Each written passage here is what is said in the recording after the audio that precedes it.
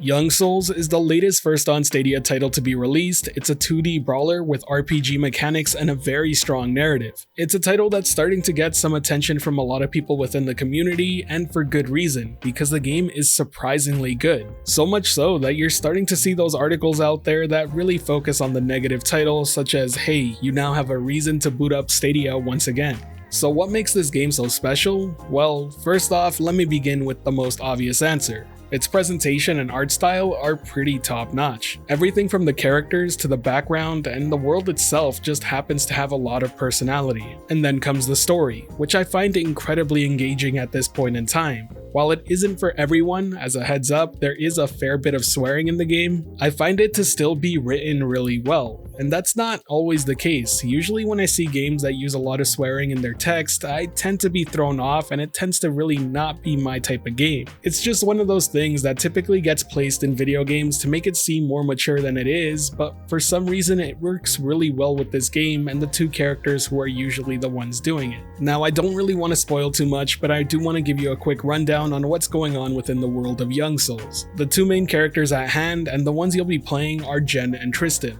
They're brother and sister, and they're parentless. They're known as the troublemakers of the town. They do things like skip classes and much more, but that has created a viewpoint from their perspective where it's us versus them. As such, they don't really have much respect for others within the town, except one person, and that's the professor. He's brought them in and given them a place to stay. He's sort of like a father figure for them, but one that they're hesitant to look at as a father just yet. But one day when the professor disappears and the whole place is ransacked, you start figuring out what was behind the professor's studies and what he was doing. On your way to save him, you encounter the Goblin Realm, and then that's where the main game begins. It's a quest to not only save the professor, but also figure out what's going on in this weird little town that happens to have a connection to such a place. Not to mention, there's a relationship between the human world and Goblin Realm that already appears to exist before you get there. What it is though is up to you to figure out. I haven't completed the game yet, these are just my first impressions after all, but I will say that within my hours of play, I've been kept very engaged and I just want to know more. So far, the game does great in visuals and in story, but what's a good game without great gameplay? Luckily, it delivers here too. I want to be clear, Young Souls doesn't really reinvent any sort of new gameplay mechanic. Most of the things you see here have been done before, but the point is that it does them well. You know it's a good game when the things I'm going to compare it to are the likes of Castle Crashers or Scott Pilgrim vs. the World. Those are two iconic 2D brawlers, and I feel like this game really has the potential to be up there among them based on how the rest of the game plays out.